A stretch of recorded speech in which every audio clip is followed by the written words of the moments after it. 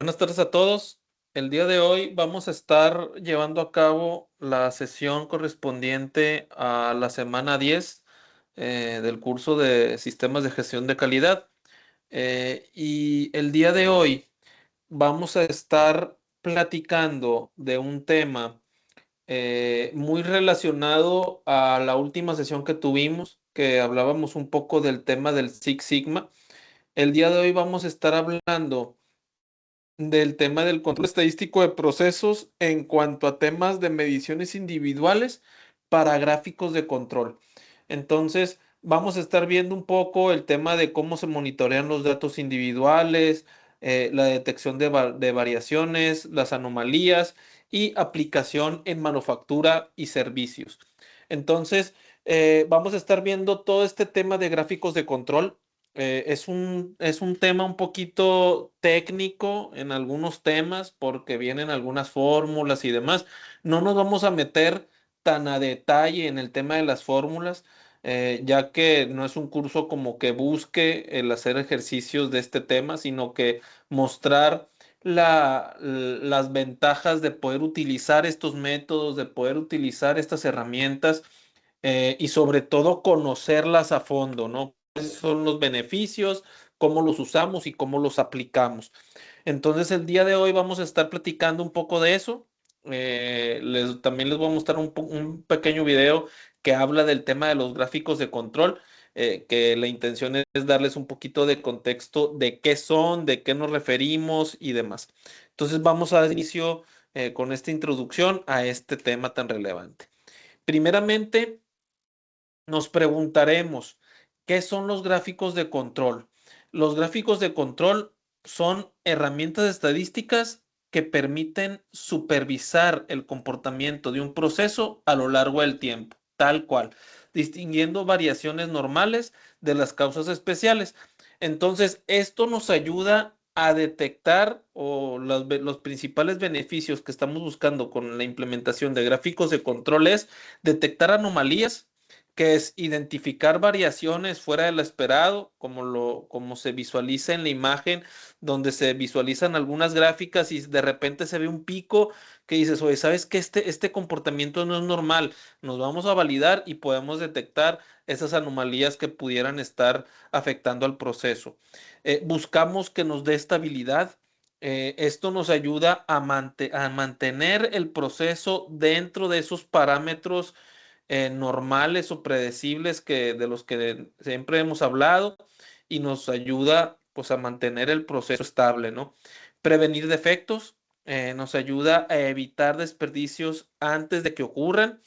Y por último, el tema de decisiones basadas en datos, que tal cual es fundamentar todo lo que estemos haciendo en base a los datos que estemos visualizando. No es lo mismo tomar decisiones en base a la intuición, en base a la experiencia o en base a una percepción, sino que tomar en cuenta el tema de los datos nos va a ayudar a ser más precisos, más confiables y sobre todo más puntuales en nuestros accionables.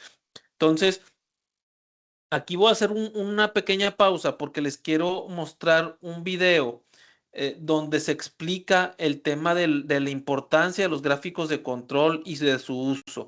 Entonces, los dejo con el video y volvemos a la sesión. A ver, los voy a compartir con audio. Adelante.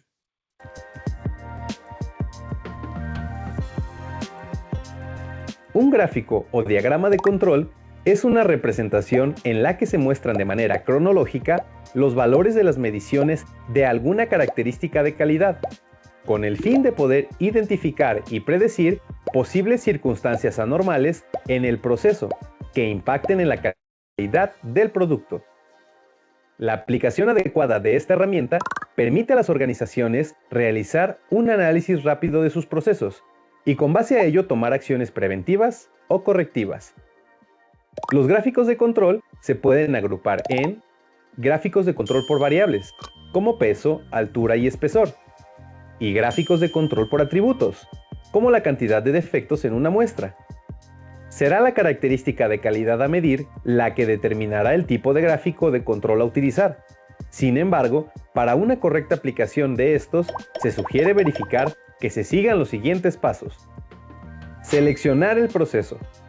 Debe ser un proceso estable, es decir, aún existiendo variabilidad, debe permitir un cierto grado de predicción. Si el proceso no es estable, se tendrán que utilizar herramientas estadísticas que permitan conocer y eliminar las causas que generan la inestabilidad. Este paso es el más importante de la herramienta, ya que en este radicará la efectividad de esta. Identificar la variable crítica. Aquí se selecciona aquella variable del proceso que impacta de manera significativa en la calidad del producto. Definir el tipo de gráfico de control. Dependiendo las características de la variable crítica, será el tipo de gráfico de control a utilizar, por variables o por atributos. Establecer límites de control, superior e inferior. Estos límites se establecen de acuerdo con la capacidad que tiene el proceso para producir el producto o servicio. De la muestra. Dependiendo del tipo de gráfico de control seleccionado, se determina la cantidad de muestras. Lo recomendable son al menos 20 muestras. Frecuencia de las mediciones. Se determina el intervalo de tiempo en el que se llevarán a cabo las mediciones de la variable, dependiendo de la criticidad de esta. Interpretación del gráfico.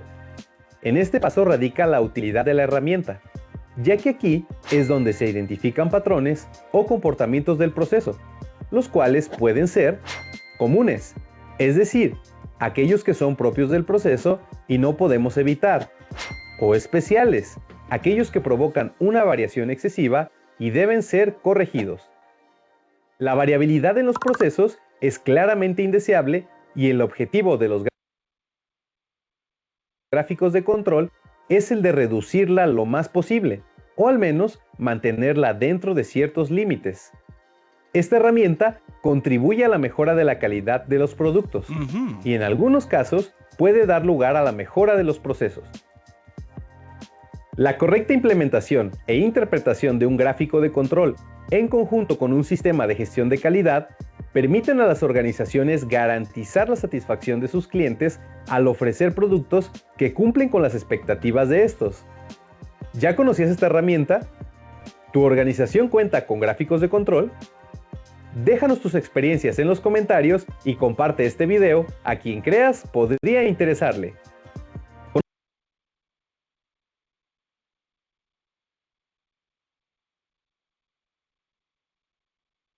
Listo. Digo, espero que les haya gustado. Este video habla un poquito de qué son los gráficos de control, cómo se aplican, qué es lo que toman en cuenta, cuáles son los parámetros que se visualizan dentro de estas mediciones y sobre todo sus aplicaciones, porque eso es lo más relevante. El tener la teoría, el tener la herramienta, pero no saber aplicarla es lo más relevante y lo más importante de este tema para poder tener un control de calidad adecuado y sobre todo transformarlo en la satisfacción del cliente. Entonces, pues ya quedó mucho más claro qué son los gráficos de control. Dentro de los gráficos de control hay unas mediciones o todo el tema que se le llama mediciones individuales. Las mediciones individuales son observaciones tomadas una por una, sin formar grupos. Y esto se utiliza cuando no es posible obtener varias mediciones de forma simultánea.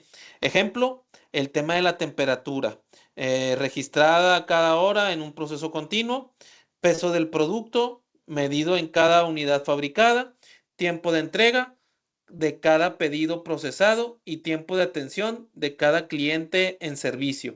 Entonces, estas mediciones individuales nos ayudan a tener datos para poder tomar decisiones y sobre todo identificar anomalías en el proceso. ¿Cuándo identificar o cuándo utilizar estos gráficos individuales y de rango móvil? Pues hay hay cuatro puntos. Primero, una medición por periodo. El proceso genera datos de manera continua e individual. dentro de un periodo de tiempo. Bajo volumen de producción, no hay suficientes unidades para formar subgrupos, pruebas costosas o destructivas. Cada medición implica un costo alto o destruye la muestra. Y servicios y procesos administrativos ampliamente aplicados en logística, salud y administración.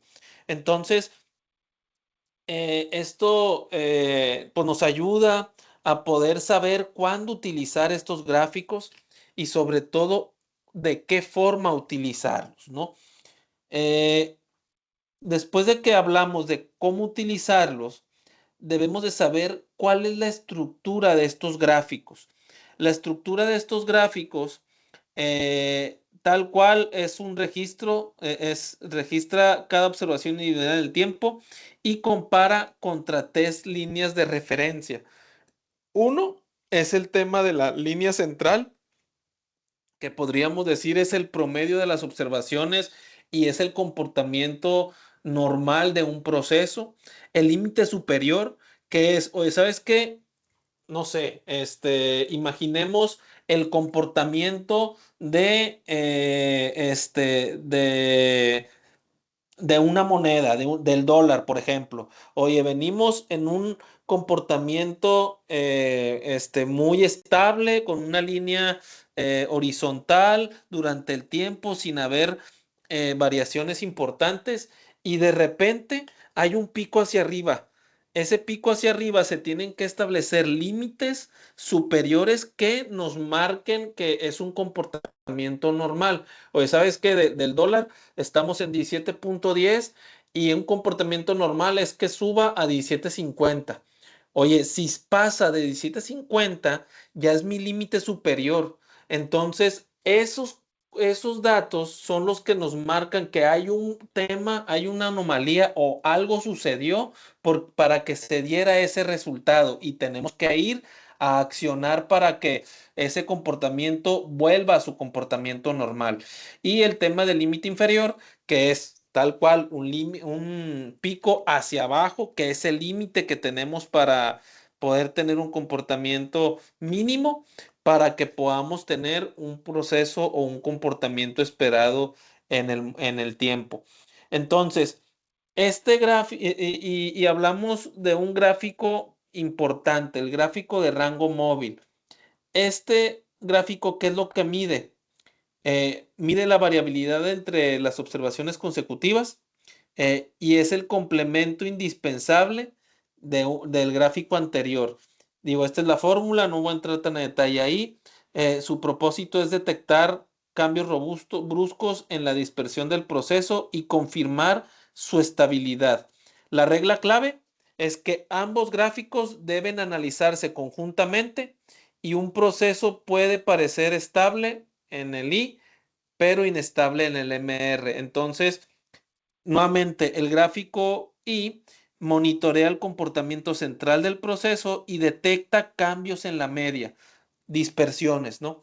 Y el gráfico MR monitorea la variabilidad entre puntos consecutivos y detecta cambios en la dispersión. Entonces, estos dos gráficos se tienen que analizar de forma continua o de forma conjunta para poder sacar conclusiones y poder accionar en base a lo encontrado en estos comportamientos. Entonces, es muy importante tener claro este tema del gráfico móvil, ¿no? Eh, Entramos un poquito a detalle en el tema de cómo se calculan los límites de control. Para estos límites se pueden calcular a partir de la media y el promedio de rangos móviles, que es esta parte, digo, el promedio del proceso es tal cual la suma y se divide entre todos los actores, que es la n, y el límite superior es el resultado de este promedio más un 2.6 tiempos hacia arriba y el límite inferior es 2.6 hacia abajo. Entonces eso nos habla que podemos tener pues ciertos límites. Componentes clave, la media aritmética, que es la X, que es el comportamiento medio, el MR, que es el promedio de todos los rangos módulos calculados, Y el 2.66, que es constante, es la constante estadística para rangos móviles de tamaño 2, y eso es lo que nos ayuda a poder identificar movimientos fuera de los límites superior e inferior y poder accionar en esos casos donde identifiquemos alguna anomalía, algún comportamiento raro o algún tema que necesitemos ajustar. Entonces, para ir concluyendo, para interpretar el tema de los resultados, pues se considera o un proceso se considera fuera de control estadístico cuando se presenta alguna de las siguientes señales. Uno, punto fuera de límites. Cualquier observación que supere el límite superior o inferior se considera como fuera de control. Tendencia sostenida, 7 o más puntos consecutivos en aumento o disminución. Eso se toma en cuenta como una constante dentro de ya un comportamiento. Patrones cíclicos, que es comportamientos repetitivos que sugieren causas sistemáticas y cambios en la variabilidad, alteraciones repentinas detectadas en el gráfico MR.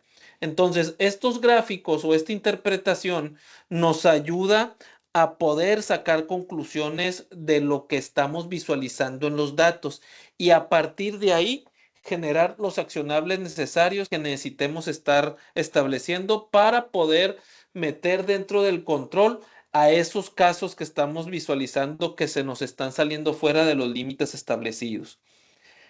¿Dónde se aplican estos gráficos?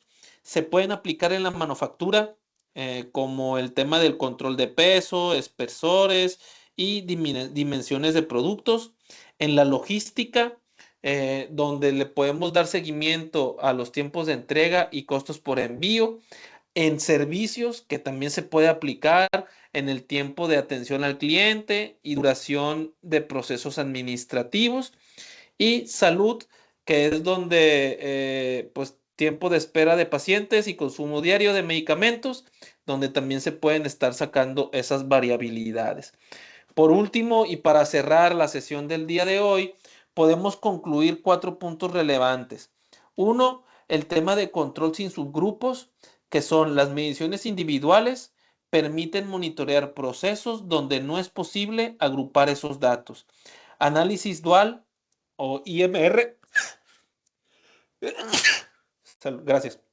El gráfico lo evalúa el comportamiento central y el MR la variabilidad entre los puntos.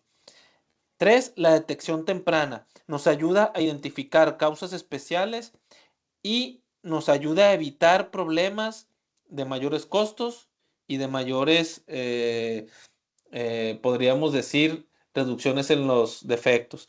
Y por último, el tema de mejora continua, que nos ayuda a tener un análisis estadístico que fundamente decisiones y eleve la calidad del proceso.